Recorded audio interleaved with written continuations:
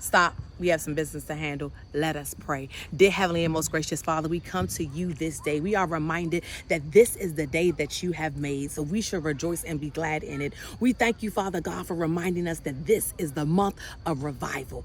October is the month of revival. God, we are standing in the promises that you have given to us since inception. So, dear Lord, we come believing, Lord, that when you said that there is a revival, God, that the Spirit and the fire of God will fall upon us, Father God. We thank you, Father God, for igniting that fire, Father God, for reigniting that fire, Father God, for reminding us, Lord, that you have created us to do the work that you said that we shall do, God. So in this revival season, in this revival month, God, I decree and declare, Father God, that the things that were dead, the dormant things, Father God, the things that were snatched up and put into bondage, God, that we sever and we uprooted, God. You tell us that there's a season to uproot and there's a time to build. So, dear Lord, we stand right now building on your word, God, building on the power and the essence of who you have created us to be, God. You tell us that revival means to strengthen a condition. So, dear Lord, let us be reminded of the condition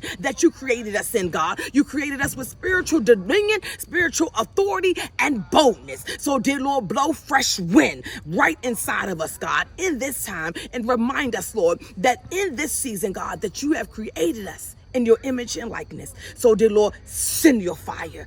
Let it come. Let it fall upon us, God, so that we can go out into the world to do what you called us to do. And we will see heavenly realities right here on earth. In the name of Jesus, amen.